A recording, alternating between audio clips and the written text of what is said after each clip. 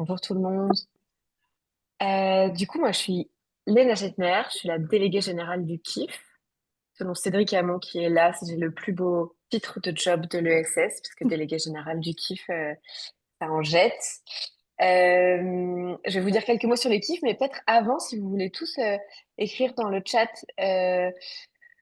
où est-ce que vous travaillez, dans quel incubateur membre du KIF vous travaillez, et ce que vous faites. Comme ça permet à chacun de se repérer, de voir un peu quels sont les territoires et les accompagnateurs qui sont représentés aujourd'hui. Peut-être vous redire deux mots sur le KIF, mais je pense que vous connaissez tous. C'est une alliance de 10 accompagnateurs des innovations sociales. C'est une alliance interterritoriale. Et si ces accompagnateurs se sont mis ensemble, ça fait 3 ans maintenant, pour monter cette alliance, c'est à la fois pour partager des bonnes pratiques avec des pairs, c'est aussi pour faire de la prospective, mais surtout pour mutualiser des moyens de R&D. C'est une alliance d'action pour pouvoir monter des projets ambitieux ensemble. Donc, vous avez peut-être entendu parler d'Epilogue, c'est un programme qui accompagne des innovations sociales qui travaillent à changer de regard sur la mort. Donc là, on est plutôt sur une filière, une thématique. Et puis, il y a des programmes comme Critérium dont on va parler aujourd'hui, qui est c'est plutôt une réflexion de se dire qu'en fait, chaque accompagnateur dans son coin avait sa propre grille d'évaluation d'impact, se posait des questions de qu'est-ce qu'il faut mesurer, comment il faut le mesurer, auprès de qui il faut le mesurer. Globalement, les réflexions étaient à peu près similaires, même si évidemment chacun a ses particularités. Et donc, il y avait un enjeu à pouvoir mutualiser ce que chacun fait et surtout faire quelque chose de mieux ensemble. Et donc, c'est Valentine du labo Émis de l'ESSEC qui a piloté ça d'une main de maître et qui va vous présenter tout ça. Juste vous redire que la sortie officielle de cet outil a lieu la semaine prochaine aux Journées nationales des incubateurs de la VIS, mais que c'était important pour nous de pouvoir vous faire une première présentation. D'abord à vous, salariés des accompagnateurs du KIF, en prime time. Désolée pour l'utilisation du mot prime time. Valentine, je te laisse la main pour l'animation. Merci beaucoup, Léna. Alors, je vais partager mon écran. Hop, sélection la bonne slide. Est-ce que vous voyez bien mon écran? Bientôt. C'est bon? Ouais, ça arrive. Ok. Super. Merci beaucoup. Donc déjà, merci à tous de prendre le temps de faire cette réunion avec votre pause café. C'est comme ça qu'on va lancer votre après-midi. Merci beaucoup d'être là. Donc, comme l'a dit Léna, aujourd'hui, on vous présente dans les grandes lignes ce que c'est que Criterium, qui est un référentiel qui va bientôt être disponible en open source pour les incubateurs et accélérateurs sociaux, qui est issu de 2 ans de travaux de recherche-action qui ont été menés avec six incubateurs et accélérateurs du KIF. Donc, pas du tout quelque chose qui a été fait en chambre, mais plutôt quelque chose qui a été fait avec des acteurs du terrain. Mais avant de rentrer dans le détail, rapidement, comment va se passer cette heure-là. Juste en 5 minutes, je pose les grandes bases du projet, de la manière dont il a été conçu. Puis, je vous présenterai les dimensions principales du référentiel et des exemples de questions pour rentrer très vite dans le concret et pas vous assommer avec trop de concepts. Et puis, on aura un retour d'expérience qui pourra être partagé à ce moment-là de la part de 2 incubateurs et accélérateurs qui ont fait partie du travail de terrain. Donc ça, c'était aussi pour vous partager un autre point de vue sur le travail qui a été mené ensemble. Et puis, on se gardera 10-15 minutes de questions-réponses pour pouvoir voilà, adresser quelques sujets que vous pourriez avoir en tête ou des idées.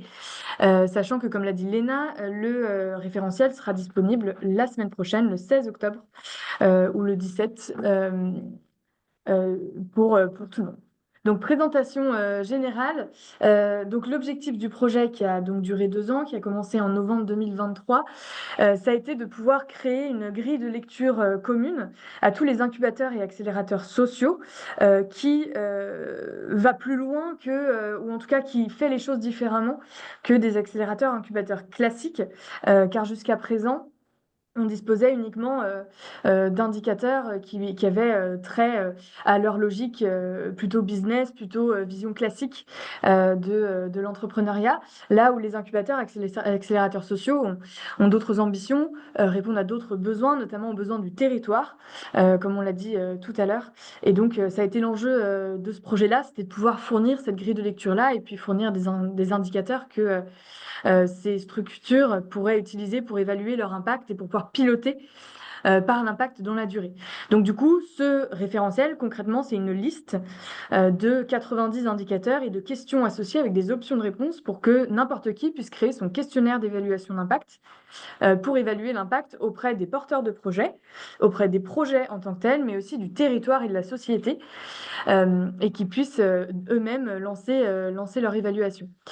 Donc on l'a construit avec 6 acteurs de terrain, comme je l'ai dit, avec donc Anthropia et SEC, avec qui on travaille de manière très rapprochée, Intermed, l'adresse, Première Brique, Ronalpia et les Écosoli qui nous ont rejoints en cours de route. On était contents qu'ils nous rejoignent, ça montrait que aussi le projet pouvait porter de l'intérêt au-delà des premières briques qui avaient été posées, pour pas faire de jeu de mots d'ailleurs, c'est pas fait exprès. Et en termes de partenaires, on a le FSE qui nous a soutenus et la Vise. Et donc, c'est un projet qu'on a mené avec le KIF. Le kick-off, donc le début du projet a été lancé, enfin, le projet a été lancé en novembre 2023. On a ensuite créé une première version. Moi, j'étais pas là au début, hein. Je rends aussi honneur au travail qui a été fait par Clara, qui était là au début. Tout ce début de projet a permis en août 2024 d'arriver à une version 0 du référentiel, qui a ensuite été testé par les incubateurs accélérateurs que j'ai cités juste avant. Et tout ça nous a permis du coup d'arriver à une version augmentée, améliorée du référentiel qu'on vous présente aujourd'hui. Et là, on rentre dans une période de diffusion qui durera jusqu'à décembre 2025. Donc je l'ai dit, je ne vais pas aller dans le détail, mais le calendrier du projet, c'est celui-ci. Ça a commencé par une revue de littérature qui a permis d'établir qu'il n'y avait pas aujourd'hui de référentiels, de banques d'indicateurs en open source pour les incubateurs et accélérateurs sociaux. Cette revue de littérature, elle a été doublée par des entretiens d'autres acteurs dans le domaine qui nous ont permis du coup d'arriver à cette première version du référentiel qui a ensuite été testée, comme je l'ai dit. Je ne vais pas trop m'attarder sur cette slide. J'ai déjà dit du coup que le référentiel était une liste d'indicateurs avec des questions-réponses qui permettait à n'importe qui de pouvoir créer son questionnaire. Il est accompagné d'un guide méthodologique qui revient sur les principales étapes d'une évaluation d'impact social, mais qui explique surtout comment est-ce qu'on peut utiliser ce référentiel. Aujourd'hui, c'est un référentiel qui est sous format Excel, mais il a vocation à derrière pouvoir être partagé sur une plateforme qui permettra de sélectionner les dimensions qui nous intéressent et d'avoir les questions qui sont identifiées de manière plus facile, plutôt qu'un indigestible document Excel qui peut être un petit peu plus compliqué à prendre en main. Les 3 parties prenantes principales, je l'ai dit, je le redis, ce sont les porteurs de projets, les projets et la société et le territoire. Et les questions qui sont proposées dans le référentiel permettent de tester l'impact à différents temps. Parce que si vous voulez faire une évaluation d'impact, il faut nécessairement avoir au moins 2 points d'évaluation, sinon vous ne pouvez pas faire une comparaison et une évolution et voir l'évolution. Donc les différents temps. Le premier, c'est à l'entrée du porteur de projet dans le programme d'accompagnement. Ensuite, à la sortie du programme, si vous faites ne serait-ce que ces 2 points-là, c'est déjà hyper intéressant. Et puis s'il y a possibilité, vous menez une évaluation plusieurs mois après la sortie, ce qui vous permet derrière d'avoir une vision encore un petit peu plus fine de l'impact. Un petit point là-dessus, vous l'avez remarqué, c'est des questionnaires qui sont administrés aux porteurs de projets. Donc les questions qui permettent d'évaluer l'impact sur ceux-ci, mais aussi sur les projets et la société, le territoire, passent par eux. Donc en fait, vous allez leur demander des choses qui vous permettent d'apprécier l'impact que vous avez sur ces 3 parties prenantes, à l'exception de quelques petits indicateurs et quelques petites questions qu'on a proposées pour évaluer l'impact auprès des collectivités territoriales si vous décidez par ailleurs de mener une évaluation sur cette partie prenante et qui vous permet d'évaluer plus directement peut-être l'impact sur le territoire et la société. Dans ce référentiel qui contient 90 indicateurs, il y a des indicateurs qu'on a appelés dits transverses. qui sont les indicateurs qui nous est apparu à nous, membres du groupe de travail, comme clés pour tout accompagnateur d'innovation sociale. Ça comprend des indicateurs qui étaient déjà là au moment de la phase test et puis qu'on a ajouté à la fin, notamment suite aux différents retours. De mémoire, il y en a une petite douzaine. Donc ça permet de pouvoir rentrer dans le référentiel par ceux qui ont été jugés comme étant les plus pertinents et les plus indispensables, entre guillemets. Donc je l'ai dit, le référentiel va être disponible bientôt sous plateforme. On vise plutôt janvier, février 2026. Vous savez que ça peut prendre du temps de pouvoir créer ce type d'outils. Et donc l'objectif, comme je l'ai dit, c'est de pouvoir identifier plus facilement des questions et donc de pouvoir construire son questionnaire. C'est pas un outil de création de questionnaire, en revanche, c'est un outil qui va vous permettre de lister de manière plus facile les questions que vous allez derrière pouvoir mettre dans votre propre outil. Je vais passer maintenant aux dimensions, donc je vais rentrer très directement dans le concret. Au niveau des porteurs de projets et des anciens porteurs, les dimensions qu'on a évaluées et qu'on a identifiées pour le référentiel, je vais les dire, elles sont projetées ici. Peut-être juste un point sur le sujet ancien porteur. Ça fait partie des retours qu'on a eu grâce aux accélérateurs, incubateurs de terrain et qui ne seraient qui ne seraient pas venus à nous si on n'avait pas travaillé avec eux. Et donc, du coup, on a voulu pouvoir insérer quelques questions spécifiquement pour les anciens porteurs, donc les personnes qui ne sont plus entrepreneurs, quelque temps après le passage dans votre programme d'accompagnement. Donc, rapidement, les dimensions qu'on peut voir ici pour les porteurs et les anciens porteurs, c'est d'abord une dimension sur le développement de l'esprit d'entrepreneuriat social, avec notamment la dimension vision. Est-ce que j'ai une vision ou pas pour mon projet? Mais aussi une dimension plutôt pragmatique. Est-ce que mes objectifs sont cohérents avec mes capacités et le contexte et mes objectifs? Ensuite, une autre dimension qui est plutôt celle autour du développement des liens, avec d'abord un sujet d'appartenance. Ça, c'est aussi un point qui est remonté, qui était non pas de pouvoir aider les entrepreneurs tout seuls en tant qu'individus, mais de pouvoir derrière les communautés, connecter pardon, à une ramification d'expertise, d'information ou d'autres entrepreneurs ESS qui peuvent leur donner accès à des informations clés ou des conseils. Et donc ça a paru important aussi. En termes de montée en compétences, là, on est sur des dimensions assez classiques. On a évidemment le savoir-faire et le savoir-être, sachant qu'on peut avoir des choses spécifiques qui ont été identifiées, notamment le développement de la posture partenariale qui a été remontée.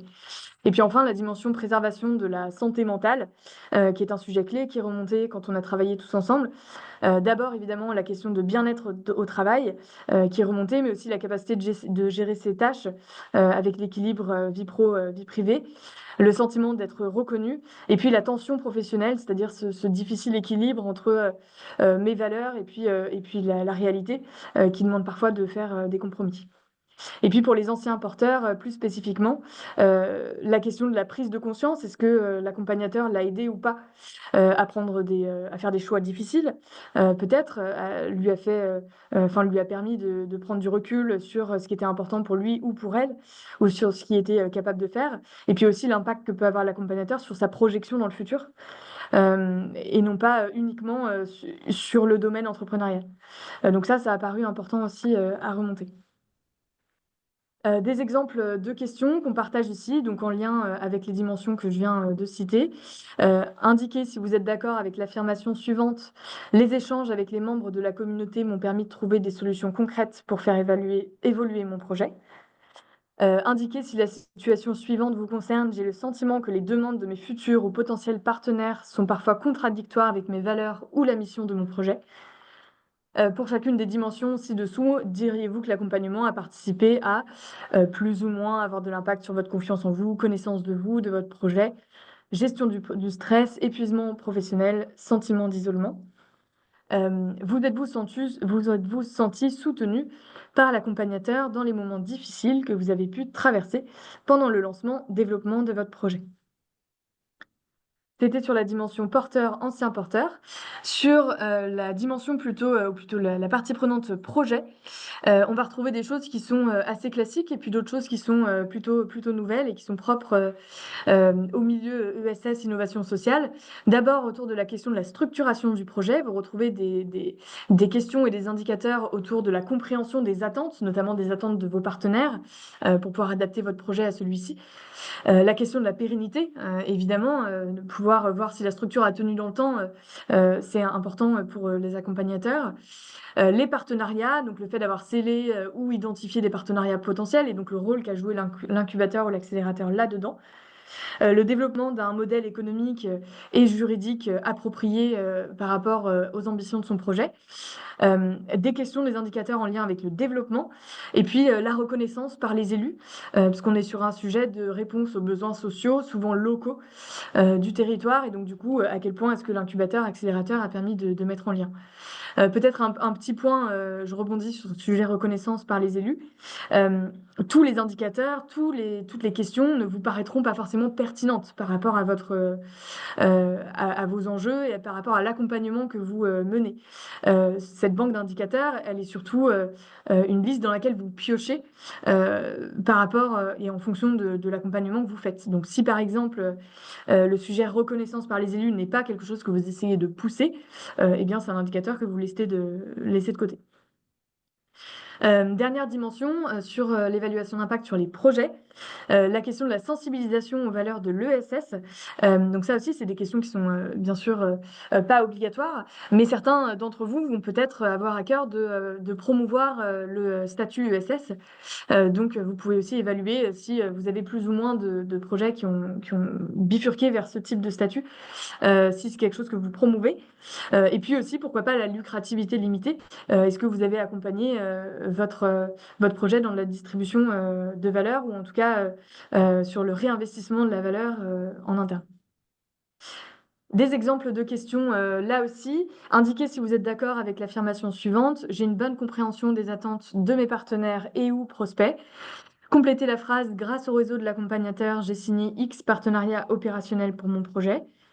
Êtes-vous d'accord avec l'affirmation suivante: le modèle économique et social environnemental de mon projet devrait me permettre d'atteindre mes objectifs d'impact? Comment vous placeriez-vous sur une échelle de -3 à 3 sur les sujets avec en -3, mon projet est actuellement très dépendant financièrement d'une seule source de revenus ou d'un seul acteur. À +3, mon projet est actuellement financé de façon relativement bien répartie entre plusieurs sources de revenus, si vous voulez voir si vous les avez aidés à diversifier leur portefeuille. Un dernier exemple de question: au moins 50% des bénéfices sont réinvestis dans la masse salariale, le maintien ou le développement de mon activité. Je passe ensuite aux dimensions pour mesurer l'impact sur la société ou le territoire. Donc on est toujours sur des questions qu'on pose aux porteurs de projets. D'abord sur les enjeux de besoins non ou mal couverts par d'autres acteurs sur le territoire. Donc par exemple, est-ce que vous avez identifié une mission sociale, c'est-à-dire un besoin qui n'est pas adressé par d'autres acteurs? Est-ce que vous avez fait le diagnostic de tous les besoins qui sont spécifiques au territoire où vous êtes? Est-ce que vous avez promu le nombre d'emplois locaux et ou de personnes vulnérables dans l'endroit où vous êtes? Et de manière plus globale, est-ce que vous avez augmenté le nombre de vos bénéficiaires? Ça peut être un indicateur plus classique, mais qui est important de relever aussi ici. Et puis ensuite, sur le sujet ancrage territorial dans un réseau d'acteurs, d'abord, d'une part, est-ce que vous avez aidé vos incubés à mieux connaître les acteurs locaux, que ce soit des élus ou que ce soit d'autres typologies d'acteurs? Est-ce que les projets que vous avez accompagnés ont une meilleure complémentarité avec celles et ceux d'autres acteurs? Par exemple, vous pourriez avoir promu le fait d'avoir, vous auriez pu faire travailler, par exemple, des acteurs qui sont sur le même sujet et qui auraient pu, du coup, identifier des complémentarités. Ensuite, le sujet d'économie collaborative, est-ce que vous avez comment dire? Est-ce que vous avez mutualisé les ressources, par exemple, avec d'autres acteurs? Ça peut être, par exemple, une question de bureau, ça peut être une question d'expertise, qui peut être intéressant aussi dans un monde fini. Est-ce que vous avez, excusez-moi, est-ce que vous avez aidé vos incubés à s'inscrire dans l'écosystème local ESS? Est-ce que vous avez participé à la dissémination d'expertise et d'expérience, donc les échanges entre des acteurs qui ne doivent plus se voir comme des concurrents, mais plutôt comme des partenaires. Sur la dimension impact du projet sur les acteurs économiques et sociaux existants, est-ce que les projets que vous avez accompagnés cherchent à changer les pratiques d'autres acteurs? Par exemple, si vous avez des personnes incubées qui cherchent à valoriser la valorisation de déchets, par exemple, dans les cantines scolaires, est-ce que via leurs actions de plaidoyer, parce que vous les avez accompagnés au développement de leur communication et de leur réseau partenarial, ils ont participé au changement de pratique des cantines scolaires, par exemple? Toujours sur cette dimension-là, est-ce que la personne incubée a plus d'influence sur la capacité d'autres acteurs à répondre aux besoins du territoire? Donc, est-ce qu'elle l'a aidé ou pas à répondre eux-mêmes à leurs propres besoins sans que ça soit forcément quelque chose qui a un lien direct avec son activité? Et est-ce que vous avez aidé les projets à limiter les effets de bord, c'est-à-dire les impacts indésirables qui peuvent être créés par l'action du projet incubé? Donc ça lui demande peut-être d'avoir réfléchi en amont à ces sujets-là. Et est-ce que vous les avez aidés derrière à les prendre en compte? Sur la dimension essaimage et développement, on leur demande si leur stratégie de développement a été efficace et si elle a été bien définie. Sur le sujet amélioration de la confiance, de manière générale, citoyenneté, on peut leur demander si ils ont plus ou moins de bénévoles et ou si ils font de la gouvernance partagée avec les personnes en interne, mais aussi, pourquoi pas, des citoyens ou les bénéficiaires du projet. Et puis, dans un dernier temps, les dimensions qui ont trait plutôt aux pratiques d'évaluation d'impact. Donc ça, c'est pas forcément quelque chose que vous promouvez tous, mais en tout cas, si c'est le cas, on vous propose aussi des indicateurs et des questions pour savoir si, à la fin du programme, et si quelques mois après, les personnes incubées utilisent toujours les indicateurs d'impact que vous les avez aidés à identifier, si eux-mêmes pilotent par l'impact et évaluent. Donc ça aussi, ça peut être des éléments intéressants à relever. Des exemples de questions, là aussi. Indiquez si vous êtes d'accord avec l'affirmation suivante: «La mission sociale de mon projet est claire, il y a un besoin manifeste et je sais comment y répondre». Indiquez si la situation suivante vous concerne: «Je coopère avec d'autres initiatives pour agir plus efficacement sur les enjeux du territoire». L'année dernière, combien de personnes pouvant connaître des discriminations votre projet a-t-il touché directement? Personnes en situation de handicap, personnes racisées, femmes, personnes LGBTQIA+, etc.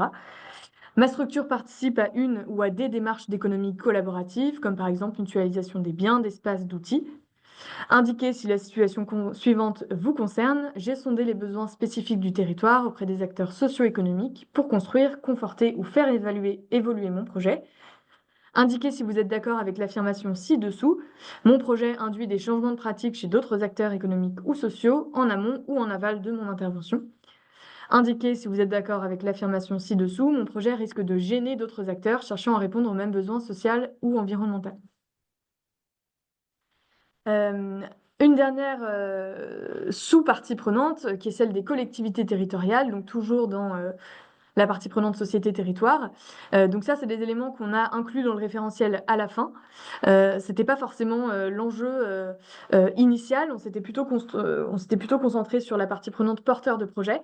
Mais il a paru quand même intéressant de pouvoir proposer quelques indicateurs et quelques questions si vous souhaitez interroger vos collectivités territoriales. Néanmoins, elles n'ont pas été testées, c'est-à-dire qu'on les a pas, les incubateurs et accélérateurs faisant partie du groupe de travail n'ont pas testé ces indicateurs-là. Donc c'est à prendre avec la pincette qu'il faut, entre guillemets. Néanmoins, ça a le mérite d'exister. Donc sur la première dimension, on est sur l'investissement dans la filière ESS à travers l'engagement en faveur des initiatives de l'ESS. La dynamisation de l'écosystème ESS. Est-ce que l'incubateur accélérateur a une influence sur les réseaux et les partenariats locaux? Sur la dimension reconnaissance de la filière ESS, est-ce que l'incubateur accélérateur permet de mieux connaître le secteur? Ça s'est remonté pas mal de fois sur le fait que l'incubateur accélérateur avait aussi un rôle de sensibilisation des acteurs territoriaux sur un besoin parce qu'ils travaillent avec des entrepreneurs sociaux. Et puis l'influence sur les politiques publiques qui peuvent être menées. Et des exemples de questions. Diriez-vous que l'accompagnateur a joué un rôle déterminant dans cette ou ces décisions de financement de projet? Vous leur demandez avant s'ils ont pris des décisions de ce type. Avez-vous constaté une augmentation récente du nombre de partenariats entre certaines des parties prenantes suivantes, collectivités territoriales, associatives, etc. Et diriez-vous que le réseau de l'accompagnateur a joué un rôle déterminant dans la signature de ces partenariats? Et une autre question, diriez-vous que l'accompagnateur a eu une influence sur les politiques publiques que vous menez? Et si oui, comment? Par des actions de plaidoyer, par sa connaissance d'un enjeu social donné, par sa connaissance des réponses entrepreneuriales possibles, ce qui fonctionne ou non et pourquoi, par la mise en relation avec des experts, par l'organisation d'événements de sensibilisation à certaines thématiques ou autres. Voilà globalement sur, les indicateurs, questions qui ont été menées. Juste avant de passer, la parole, hem, un petit point sur, les principaux, retours, qui nous ont été faits par, les accélérateurs, incubateurs qui ont fait partie du groupe, test. Comme on l'a dit, c'est pas quelque chose, ce référentiel, ces 90 indicateurs, ne sont pas issus, de, gens qui vivent, dans une tour d'ivoire, ou en tout cas pas uniquement. Ils ont vraiment été travaillés avec des accompagnateurs, accompagnatrices, de terrain qui font ce métier-là tous les jours, et depuis plusieurs années et qui du coup ont une vraie vision des enjeux évidemment la meilleure compréhension possible de leur métier. Donc c'était essentiel de le faire avec eux. Et donc pour vous montrer rapidement les différents points qui sont remontés. D'abord sur le sujet ancrage territorial, c'était même si la partie prenante société territoire était depuis le départ une partie prenante clé qu'on voulait investiguer, on est allé encore un peu plus loin grâce au retour des différents accompagnateurs, accompagnatrices avec lesquels on a travaillé, notamment sur les enjeux de connaissance des acteurs et de spécificité du territoire, de mise en relation. Ça, c'est intéressant parce que, par exemple, ça nous a été remonté, il me semble, par l'adresse, que l'un des boulots de l'incubateur, accélérateur, c'était aussi de passer des coups de téléphone, d'incuber avec anciens incubés ou d'autres partenaires du territoire. Et qu'en fait, ça, ils le comptabilisaient jamais et qu'ils s'en rendaient même pas compte parce qu'ils trouvaient que c'était évident. Et justement, tout ce travail a permis de pouvoir mettre à jour toutes ces petites activités qui vous paraissent évidentes et qui, en fait, ont le mérite d'exister et devraient être valorisées et devraient être intégrées dans votre pilotage. Toujours sur cette question d'ancrage territorial, le sujet d'évolution de la perception des besoins sur lequel le projet a un impact. On a aussi eu des retours sur les compétences, savoir-faire et savoir-être pour pouvoir avoir une liste plus ou moins exhaustive. On a parlé des porteurs de projets qui ont quitté leur structure, voire qui ont quitté l'entrepreneuriat social. Donc c'est aussi intéressant d'aller évaluer votre impact auprès d'eux, parce qu'a priori, on pourrait se dire que l'impact est négatif vu qu'ils ont quitté leur structure, sauf qu'en fait non. Vous les avez peut-être accompagnés dans des choix, vous les avez peut-être, et j'imagine bien fortement, aider à développer enfin des compétences qui vont leur être utiles en fait, que ce soit du pro ou du perso, dans leur vie. Donc on a ajouté une section qui est dédiée et on a insisté sur l'aspect santé mentale et bien-être. On nous a aussi demandé de préciser et de définir un peu mieux quelques éléments, notamment ce que c'est que l'impact, les bénéficiaires, etc. Et puis après, plein de points divers que je ne vais pas forcément citer ici, et des retours qui ont été traités dans le guide méthodo. Peut-être juste avant de passer la parole, je me rends compte que je ne vous ai pas dit qui j'étais. Donc, je m'appelle Valentine, je travaille au sein du laboratoire évaluation et mesure d'impact social et environnemental. C'est très long, il faut prendre sa respiration au milieu, qui est un laboratoire de recherche-action qui travaille au sein de l'ESSEC. On fait partie de la même famille avec Entropia, parce qu'on fait partie du centre d'innovation sociale et écologique de l'ESSEC. Et donc, on fait à la fois des évaluations d'impact pour différents acteurs, notamment des groupements d'acteurs, mais aussi de la création de référentiels. Donc, c'est dans ce cadre-là qu'on a travaillé là-dessus. Voilà, je vais maintenant passer la parole. Cédric, est-ce que tu veux prendre la parole et faire ton retour d'expérience? Non. Euh, oui, Je te bien remercie. sûr. Donc bonjour à tous et toutes. Donc c'est vrai que moi je suis le directeur d'Intermed, qui est le membre PACA du KIF. Euh, donc nous, moi en tout cas, le regard que j'ai vraiment essayé d'apporter sur sur ces travaux, c'est plutôt l'angle effectivement impact sur le territoire. Avant de parler de moi, je voulais quand même reparler de l'équipe que tu représentes, Valentine, parce que vous avez quand même abattu un super boulot, c'est important de le dire. Et je trouve le concept du livrable très classe, l'idée de plateforme sur laquelle chacune va pouvoir aller composer son propre référentiel. Enfin, ouais. Voilà, je trouve ça, voilà, le côté open source et tout me plaît beaucoup. Et ça veut dire qu'on va pouvoir continuer tous ensemble à avoir des échanges sur comment on se l'approprie, quelles questions on a choisies, qu'est-ce qu'on a fait, etc.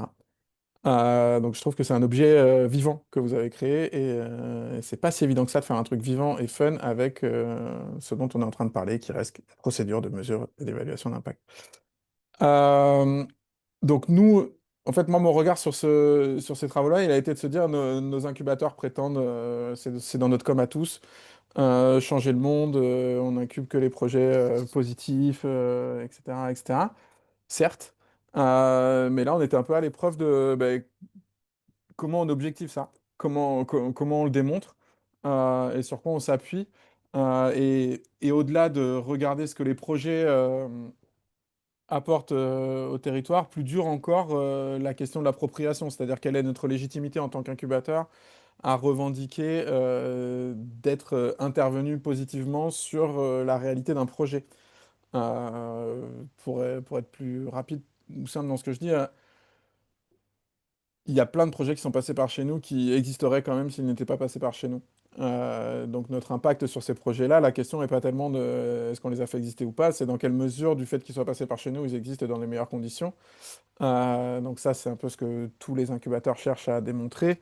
Et une fois qu'on a pu démontrer que de par leur passage chez nous, ils existent dans des meilleures conditions, est-ce qu'ils produisent des choses d'autant plus intéressantes pour le monde du fait qu'ils soient passés par chez nous ou pas? Ça, c'est un indicateur qu'on va retrouver, ou une recherche d'indicateurs qu'on va retrouver que dans les incubateurs qui souhaitent agir pour les entrepreneurs de l'intérêt général. Euh, donc du coup, j'ai trouvé ça hyper riche de travail. J'ai fait une erreur là dans la slide, pardon. On a fait les phases T0 et T1, pas T1 et T2. C'est de ma faute sur une même promo. On est à l'heure où on pourrait lancer l'interrogation sur la T2.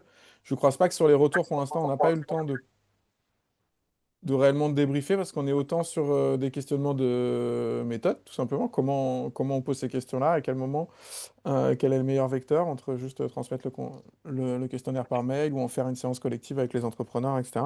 Donc on a eu ces échanges-là. La méthode qui a été testée, c'est le mail, mais du coup on n'a pas trop de recul sur ce qui a été ressenti quand les gens ont répondu ou pas, et puis les réponses ne sont pas forcément exhaustives.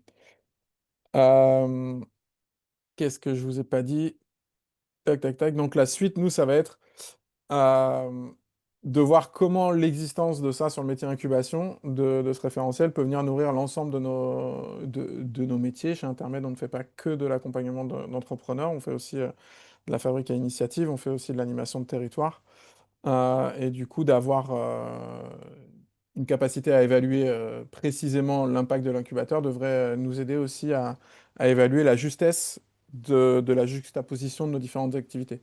On fait de l'animation de territoire pour rendre les territoires fertiles et faire en sorte que les entrepreneurs s'y développent bien. Et on développe des entrepreneurs sur ces territoires pour que la trajectoire de changement du territoire aille dans un sens plus juste et plus sûr, comme on le revendique. Euh, donc on va s'appuyer sur ces travaux-là pour essayer d'élargir notre regard à l'ensemble de nos activités. Voilà ce que je peux vous en dire. Oui, j'avais noté ça, sortir du reporting pour aller vers l'analyse. C'est vrai que nous, ces travaux-là, hein, enfin, je pense que c'est vrai pour beaucoup de nos organisations, on a des injonctions de reporting diverses et variées entre nos multiples parties prenantes et partenaires. Et en fait, notre objectif initial, notre raison d'être, de faire évoluer le tissu économique, de changer le monde, comme on dit, ça nous appartient, on n'est pas trop questionné là-dessus. Nos différents partenaires viennent pas forcément nous chercher sur ces dimensions-là, donc je trouve ça génial d'avoir pu, à travers ce référentiel, inclure cette dimension-là pour, j'espère qu'en interne, ça va aussi nous permettre de construire une dynamique de renforcement, d'avoir nos propres indicateurs et d'évaluer des résultats sur notre volonté propre et pas que sur celle de nos parties prenantes. On va pouvoir mettre aussi notre exigence au cœur de notre projet, et c'est un outil qui va nous aider à ça. Voilà, je peux passer la parole à Laura. Merci, Cédric. Merci à vous. Merci Cédric. Bonjour à toutes et tous. Moi, je suis Laura. Je travaille à l'adresse, donc le copain normand du KIF. Je suis responsable des programmes et j'ai pris le relais sur Critérium de Danaël, avec qui vous avez sûrement été en contact jusqu'en décembre de l'année dernière. Donc, comme toi, Valentine, j'ai pris le relais en cours de route. Nous, on y a vu dans Critérium un vrai intérêt à se poser collectivement sur qu'est-ce qu'on veut évaluer dans nos différents programmes, notamment nos programmes d'incubation. Et ça a été aussi un souhait assez fort des équipes qui étaient vraiment en première ligne de l'accompagnement, de dire, en fait, on peut évaluer autre chose que la simple création ou la simple valorisation pour sortir du uniquement quantitatif et, comme tu disais, Cédric, des rapports, et des rapports d'activité qu'on transmet aux partenaires financiers, notamment pour montrer la plus-value des accompagnements qu'on propose sur la montée en compétences, sur l'acquisition de nouvelles techniques. Et donc, il y avait un intérêt d'aller au-delà de ce côté vraiment purement quantitatif. Et on a trouvé que Critérium permettait en fait d'avoir cette double vision-là. Donc nous, on l'a testé dans le cadre du programme Les Sentiers mené par le KIF, et aussi dans le cadre de Catapulte, donc notre incubateur. Pour Catapulte, on a eu 28 réponses en phase T1. Alors c'était une première, donc on l'a fait par mail avec un questionnaire et on l'a appuyé sur un temps collectif pour qu'ils puissent poser leurs questions aussi et pour qu'on puisse avoir un petit peu leur retour. Euh, et finalement, quand on a retravaillé après sur l'ensemble des indicateurs qui étaient proposés dans Critérium, on a repensé, nous, de notre côté, notre enquête socle, notamment auprès des porteurs de projets dans un premier temps, par le prisme des indicateurs transverses dont tu parlais, Valentine, qui nous semblait être une bonne première base pour creuser sur les indicateurs. Alors, notamment, ce qui nous intéressait, c'était la partie euh, mesure d'impact sur les porteurs de projets à travers la montée en compétences, sur les outils très techniques qu'on peut apporter, mais aussi sur la partie santé mentale, parce que bah, effectivement, on sent que c'est des thématiques qui arrivent de plus en plus fortement dans les accompagnements et que c'est hyper intéressant de le questionner pour voir si à un moment donné, il ne faut pas se poser et apporter des modifications ou des ajouts, des apports dans nos programmes d'accompagnement pour aussi aller en phase avec ce que ressentent nos entrepreneurs. Euh, et, euh, et donc, effectivement, pour l'instant, dans les prochaines étapes, c'est que nous, on va harmoniser l'ensemble des questionnaires qu'on avait sur les différents programmes à travers le référentiel sur les questions plutôt transverses, donc via un questionnaire. Euh, avec aussi l'approche territoire qui nous parlait assez essentielle. Et ce sera vraiment l'occasion de travailler avec les équipes sur comment on interprète finalement les retours qui nous sont donnés. Parce que jusqu'à présent, on était plutôt dans l'extraction des chiffres clés sur le nombre d'emplois, le nombre de créations, etc. Et là, ça va être intéressant de se poser sur ce qu'ils ont pu acquérir. Et moi, je garde aussi en tête dans les prochaines étapes possibles toute la partie en lien avec les collectivités que tu as présentées à la fin, qu'on n'a pas testé, mais qui, quand on fait des métiers liés à la fabrique à initiative, peuvent être vraiment des questionnements intéressants parce qu'on va assez peu creuser finalement sur les bénéfices de ce qu'on fait au quotidien auprès des collectivités ou des acteurs publics. Donc ça sera aussi dans un prochain temps à questionner. Voilà. Et bravo encore pour le gros boulot qui a été fait, parce que ça a toujours été très, très riche les échanges entre les différents incubateurs. Merci beaucoup, Laura.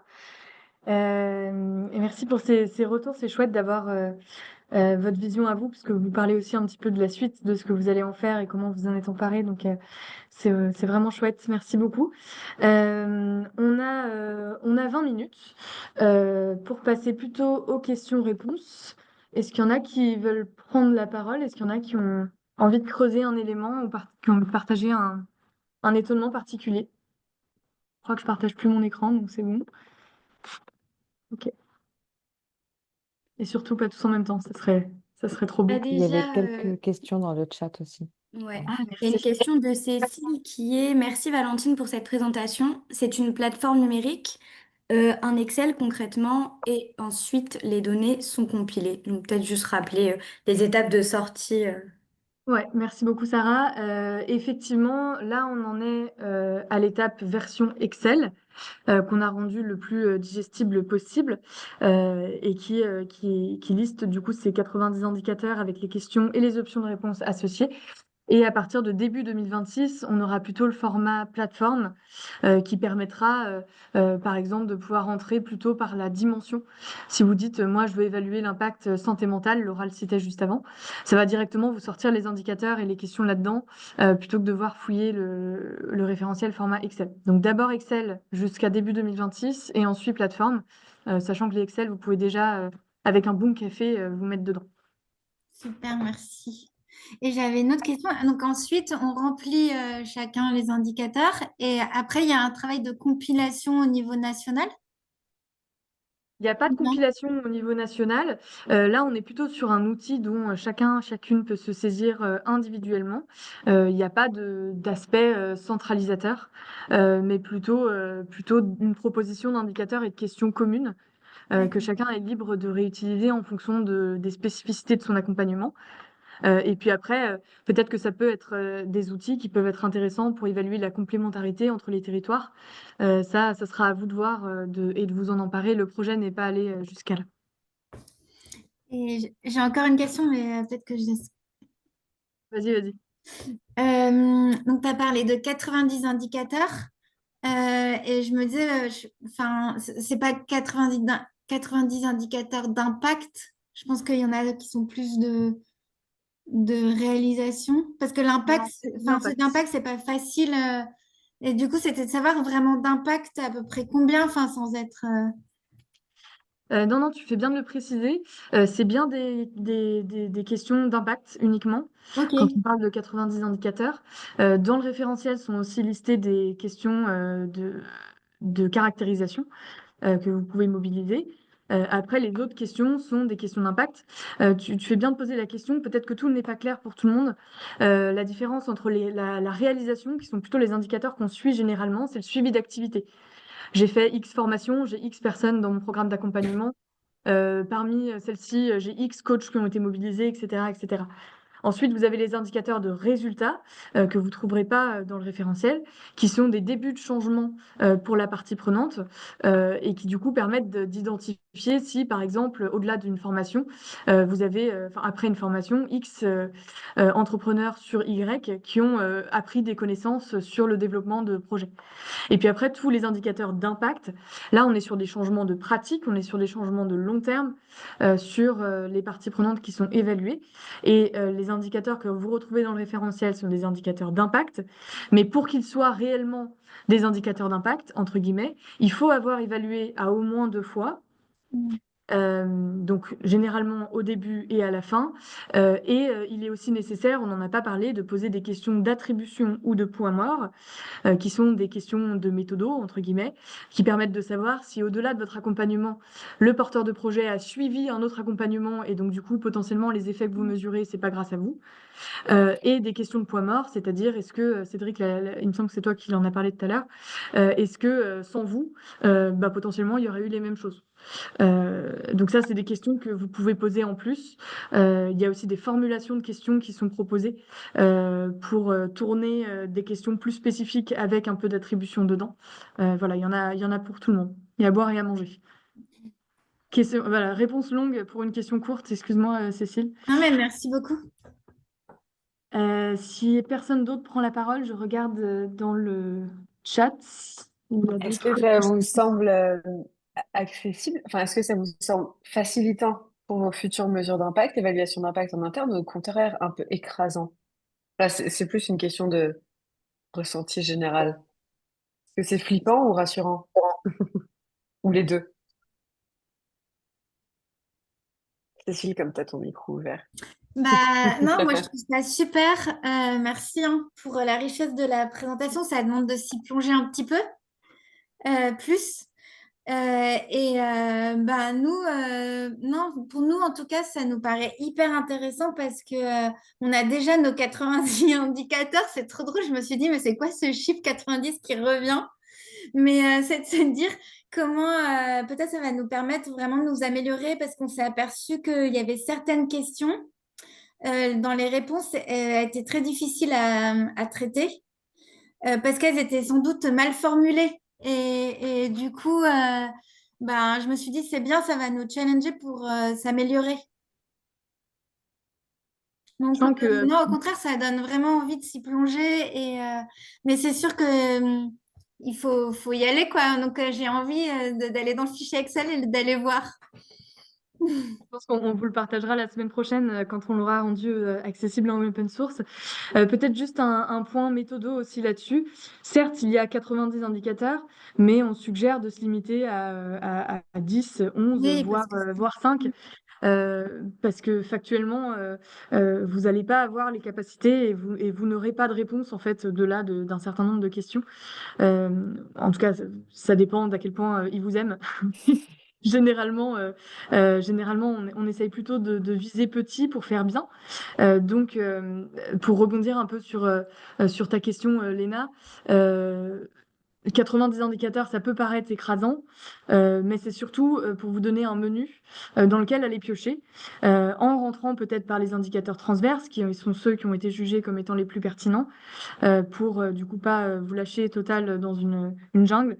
Mais on vous suggère au contraire de faire petit et de viser petit. Voilà, vous n'aurez pas à prendre les 90 indicateurs pour faire une bonne évaluation d'impact. oui, et puis nous, on s'est aperçu aussi que si on a trop d'indicateurs, c'est difficile ensuite d'en tirer l'essence de ce que ça nous dit pour notre stratégie. Enfin, il y a trop d'infos. Et du coup, ça nous parle de se dire qu'il faut partir sur moins. Il vaut mieux. Et pour rebondir sur ce que tu disais, Cécile, sur la formulation, moi, c'est vrai que ce qui m'a pas mal, euh, enfin, ce qui m'a montré que c'était intéressant de faire un pas de côté, c'est sur la formulation par rapport à ce qu'on faisait jusqu'à présent et où du coup, il y avait peut-être des biais en fait dans la manière dont étaient construites les questions et de pouvoir choisir quelle attribution on veut donner à chaque question avec plusieurs options, c'est super riche parce que selon les programmes, en fait, on peut se dire que c'est plus ou moins pertinent d'utiliser tel type d'attribution ou selon si on le fait en T0, T1 ou T2. Et ça, c'est très intéressant. Et nous, ça nous a vraiment questionné aussi sur la manière de poser nos questions et qu'est-ce qu'on voulait, qu'est-ce qu'on attendait comme réponse en fait à ces questions et comment on allait les exploiter derrière. Donc, ça nécessite de s'y plonger, mais effectivement, l'entrée par je trouve la partie indicateur transverse, c'est un bon premier pas pour démarrer. Merci Laura. Est-ce qu'il y en a d'autres qui ont envie de rebondir ou qui ont des questions, qui ont des besoins de précision? Oui, moi j'avais une petite question complémentaire. Donc je suis Pierre, je travaille pour Atis sur l'incubation. J'ai vu que dans les critères que vous aviez mentionnés, il y avait un volet compétences qui nous intéresse tout particulièrement. Et ça m'intéresse de savoir un peu comment vous y êtes pris pour identifier les compétences au regard des différents incubateurs. Est-ce que vous avez déterminé un socle de compétences commun et tout voilà, ce travail-là qui est Ouais. intéressant, qui m'intéresse. Complètement. Alors, on les a listés ensemble, mais c'est une liste qui est non exhaustive parce que forcément, ça serait trop varié. En tout cas, celle qu'on a mis pour l'instant, c'est définition d'un plan d'action capable de faire une étude de marché pertinente avec une identification d'un besoin, choisir la bonne structure juridique, définir une stratégie de communication, un plan budgétaire et de financement, lever des fonds, utiliser des nouveaux outils informatiques, élaborer une stratégie de changement d'échelle, définir une stratégie RH et être réaliste quant au développement de son projet. C'est les compétences clés qu'on a identifiées. Il y en a d'autres, il me semble, mais c'est non exhaustif. Et l'évaluation qui va avec, elle est sur enfin, c'est quoi? C'est une échelle? C'est une auto-évaluation forcément de la personne. Du C'est coup, c'est. forcément une auto-évaluation. Donc là, en l'occurrence, la question, elle est formulée comme suit. Diriez-vous que vous savez, avec les 10 compétences que je t'ai listées, et réponse entre oui, tout à fait, et non, pas du tout. Et tu vois l'évolution entre ton T0 et ton T1. Hmm. Ok, Voilà, ça marche. sachant qu'on propose aussi une question ouverte. Quels sont les domaines de compétences dans lesquels vous estimez avoir le plus appris grâce à l'accompagnement? Et puis après, des questions plutôt savoir-être, travail d'équipe, être à l'aise dans sa posture et embarquer ses partenaires. Ok, très bien, merci. Est-ce qu'on a d'autres questions ou demandes de précision? Nunza. Ouais. Donc, je voulais savoir, plutôt sur la partie terrain. Donc, mes questions. Quel genre d'outils vous avez choisi pour soumettre les questionnaires et quel taux de réponse vous avez eu? La différence par rapport aux outils que vous avez choisis par rapport au taux de réponse. Alors, le projet ne s'est pas concentré là-dessus. Euh, c'est à la discrétion de chaque porteur, de chaque programme d'accompagnement. Vous avez, pour la majorité, déjà un outil de suivi. Donc, ça peut passer par Google Forms, par Framaform, par Airtable, XYZ. Donc, le référentiel vous permet d'identifier des questions et des indicateurs à suivre. Et après, c'est à vous de le faire via votre outil. Aussi, pour ne pas... si on avait créé une plateforme avec des questions déjà toutes faites et chacun aurait pu piocher dedans, en fait, ça aurait forcément un peu perturbé la manière de procéder en interne. Donc, on laisse à la discrétion de chaque incubateur, accélérateur, d'identifier sa bonne manière de faire. C'est plutôt un retour d'expérience. Ah, pardon. J'avais compris que les outils sont à discrétion après de toute structure. Mais ce qui m'intéressait, c'était de savoir si un outil avait réussi plus que d'autres à avoir un taux de réponse plus élevé, par exemple. Ce genre de corrélation. D'accord. Bah ça, peut-être que je peux laisser la parole à des porteurs, enfin des gens qui font l'accompagnement sur le terrain. Juste une petite précision, de manière générale, comme je l'ai dit, peu de questions pour plus de réponses. Et après, Laura l'a dit, par exemple, on va aller faire passer les questionnaires pendant une session pour s'assurer d'avoir un bon taux de réponse. Donc après, c'est un peu vos stratégies plus que l'outil. Mais peut-être que certains d'entre vous voudraient partager une expérience là-dessus,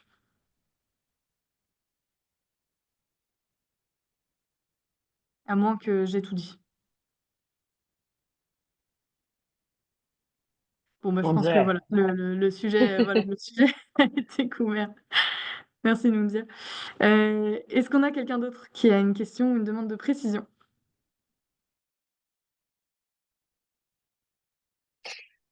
Moi, j'ai une question de curiosité, mais je vois qu'il y a pas mal d'accompagnateurs là qui sont représentés. C'est qui est satisfait aujourd'hui de son évaluation d'impact ou quels sont les moyens que vous mettez aujourd'hui pour évaluer l'impact de vos orgas? Pardon, c'est une question très large. Cécile, ouais. Moi, je sais pas si un jour on est heureux de son évaluation d'impact parce que plus on va dans les sujets, en fait, plus tu creuses. Enfin, j'ai l'impression, plus on voit aussi ce qui peut être amélioré, ce qui pose question. Donc c'est pour ça que j'ai été contente aussi de vous écouter aujourd'hui et puis de se dire que c'était l'occasion de progresser. Et, ben, nous, c'est vraiment, je pense que là où on peut s'améliorer, c'est en tirer qu'est-ce que ça nous dit très concrètement pour la stratégie, comment on réinterroge notre stratégie au regard de cette mesure d'impact et de façon simple. Enfin, c'est qu'en vrai, on rentre dans une complexité où des fois, je me demande si on a besoin d'aller aussi loin.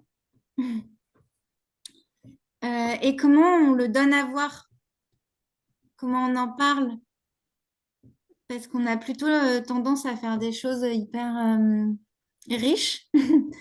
Mais je pense que les gens se disent, waouh, c'est sérieux, mais je sais pas s'il y en a beaucoup qui le lisent vraiment. Du coup, il faudrait qu'on aille plus loin dans les messages clés. Je pense que là-dessus, c'est drôle parce que ce matin même, je faisais une restitution d'évaluation d'impact pour un acteur qui organise le service civique. Euh, Et les résultats étaient relativement bons, mais leur paraissaient pas incroyables.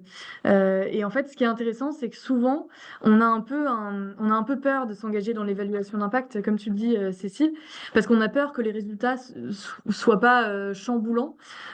Mais en réalité, quand on fait des évaluations d'impact, ça c'est un peu mon retour d'expérience d'avoir travaillé avec plusieurs structures, en fait, si on change quelque chose pour 10% des gens, c'est déjà énorme et généralement, ça va pas beaucoup au-dessus. Ça dépend bien évidemment du programme qu'on évalue. Euh, mais c'est là que c'est intéressant aussi de voir qu'en France, on fait pas beaucoup d'évaluation d'impact. On fait plutôt de l'évaluation de résultats ou de l'évaluation de réalisation. Et donc, on n'a pas vraiment cette culture-là et on n'a pas vraiment le recul de mettre en perspective les résultats qu'on a. Et donc, du coup, parfois, on a l'impression de ne pas avoir suffisamment performé, entre guillemets. Mais en fait, c'est assez propre à toute évaluation d'impact. C'est assez classique de ne pas avoir des résultats où, en fait, on a changé le monde. En fait, c'est un peu ce que disait Cédric tout à l'heure. Si on a changé les choses d'un tout petit degré pour quelques personnes, bah, c'est déjà énorme. Et faire une évaluation d'impact, ça vous permet d'objectiver tout ça et justement de pouvoir, plutôt que de pas le faire parce qu'on a un peu peur des résultats. Ou... Non, je sais pas que c'est ce que tu as dit, Cécile, En hein, fait, du coup, je de pense que manière j'ai générale. mal exprimé. Ce que je voulais dire, c'était dans la démarche de mesure d'impact, qu'on peut aller plus loin, faire de façon plus collaborative et que c'est dans la démarche elle-même. Mais par contre, le fait de s'être lancé dans la démarche de mesure d'impact, ça a tout changé en fait chez nous, rien que de mettre les sujets au centre, de se dire collectivement avec nos partenaires, ben là, il y a des choses, c'est un trésor, il faut enfin, il faut le protéger, comment on fait ensemble pour lui donner plus d'ampleur, ou il y a des choses, ben, on n'est pas au rendez-vous. Mais pourquoi en fait? Parce que c'est pas facile et comment on fait collectivement. Donc, c'était pas dans l'idée de dire ça montre les limites de notre action. Je crois que là-dessus, ça nous a vraiment décomplexé de travailler sur la mesure d'impact. Au contraire, et que c'était trop bon de le faire collectivement avec nos partenaires parce que bah, c'est sûr, c'est se mettre à nu, mais en même temps, c'est mettre la responsabilité beaucoup plus au centre. Ça donne une action plus juste de se dire, bah, il y a des choses qui sont difficiles et d'aller regarder ensemble pourquoi. Donc, moi, ma réponse était plus par rapport à la démarche elle-même de mesure d'impact où c'est quand même, c'est pas si facile que ça. Et pour impliquer d'autres acteurs et des partenaires, bah, il faut déjà avoir une clairvoyance. Enfin, il faut que la démarche soit assez clairvoyante pour que ça les embarque et que ça leur donne envie. Il faut pas un système trop complexe. Hmm. Il Je reste suis d'accord une avec toi. minute, peut-être juste, si Pierre ou Ronald Pia, Anthropia, juste sur où est-ce que vous en êtes dans vos évaluations. Moi, je veux bien prendre la suite parce que du coup, je me retrouve aussi dans ce que dit Cécile. Ah oui, pardon, enfin, c'était pas moi, peut-être Pierre qui était concerné sur J'ai le vu point. carrément si c'était toi, enfin, c'était là-dessus, Ok. vraiment. Moi, je suis assez d'accord. Bah, du coup, on n'a pas à l'échelle de tous les territoires sur lesquels on couvre, mais en tout cas, à l'échelle de 2 territoires, il y a eu des mesures d'impact qu'on a réalisées en interne au sein d'Atis. La question qui est un peu toujours la même, c'est bon, qu'est-ce qu'on en fait? Voilà, une fois qu'on a eu le résultat de ça, je suis persuadé que c'est un outil utile pour analyser sa pratique et modifier sa stratégie. Encore faut-il avoir l'espace et le temps pour pouvoir le faire. Je crois un peu moins maintenant. Alors, on parlait de la culture du résultat, de l'évaluation. Je crois un peu moins que ça influence beaucoup nos financeurs, en tout cas à notre échelle, les financeurs ou les partenaires financeurs de leur afficher une belle étude d'impact. Ils ont quand même toujours cette approche quantitative de résultats. Voilà, et bon, on aura beau démontrer, ce sera que du supplément vis-à-vis des premiers indicateurs qu'ils ont de combien vous avez accompagné de structures, combien de personnes, combien voilà.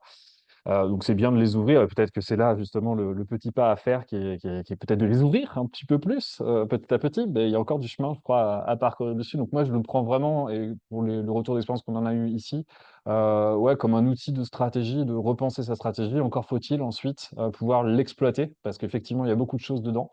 Et c'est pas toujours simple d'avoir ces espaces-là pour bah, repenser son fonctionnement quoi, dans son ensemble.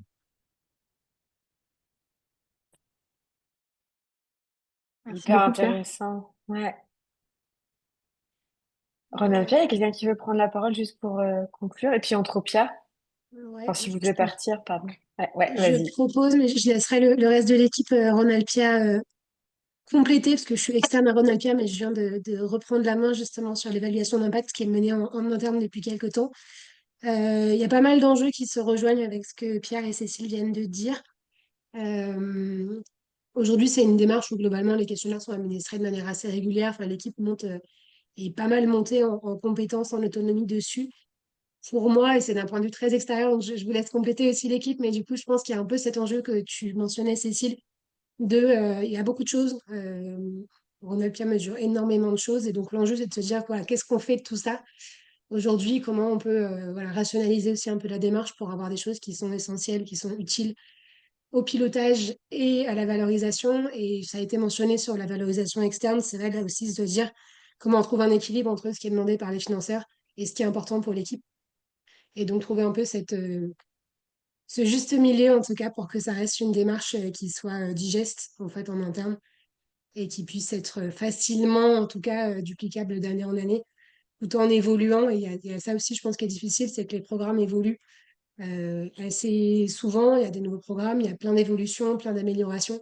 Donc, pour moi, un des enjeux, c'est aussi de se dire, une fois qu'on a un peu une première version, comment on arrive à, de manière fluide, en tout cas, faire évoluer aussi les outils d'évaluation sans réinventer la roue non plus à chaque fois. Mais je trouve que ça peut parfois être un peu tricky, en tout cas d'expérience. Je sais que c'est une question moi, qui m'est souvent posée dans les accompagnements, c'est de se dire, OK, j'ai un questionnaire qui marche bien, comment je fais dans 2 ans pour faire évoluer ça sans voilà, perdre mes résultats d'avance si je veux compiler. Enfin bref, il y a un petit enjeu plus dans la continuité, je crois, une fois que la première mesure a été mise en place, de comment on fait vivre, on fait évoluer, on fait grandir, sans trop faire grandir d'un coup. Et là, un petit clin d'œil à Cécile, sans que ça devienne trop d'infos, parce que ben, trop d'infos tue l'info. Après, on n'a vraiment plus assez de billes et plus cette boussole qui est censée être, en tout cas, l'évaluation d'impact pour moi.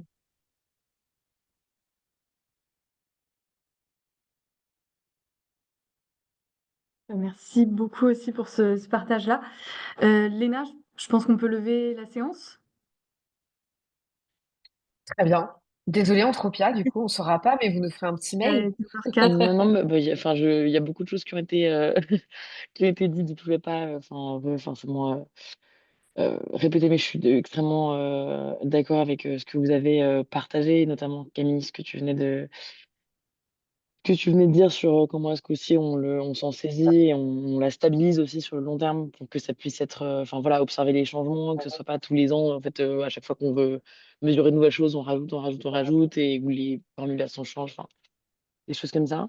Mais en tout cas, je pense que pour nous, c'était aussi très utile de remettre en question ce qui avait déjà été fait chez Entropia sur les dernières années, sur les premières évaluations d'impact, voir aussi ce qui se faisait dans les autres incubateurs. Et je suis aussi assez curieuse de voir dans les prochaines années comment on va vivre ce référentiel et enfin, comment est-ce que chacun va s'en saisir et éventuellement d'avoir tous des indicateurs communs. Enfin, voilà, ça sera intéressant aussi d'observer ça. Mais en tout cas, encore une fois, bravo pour cet énorme boulot, Valentine, Lucie. Et c'était très enrichissant. Travail commun. Merci beaucoup. Bravo l'équipe, trop bien. Merci beaucoup d'avoir pris 7 heures. Et puis, comme on vous a dit, on vous tient au courant dès que c'est disponible en ligne. Merci tout le monde. Salut. Merci Merci. beaucoup. Bon Merci. après-midi. Bonne journée. Au Merci, revoir. bonne journée.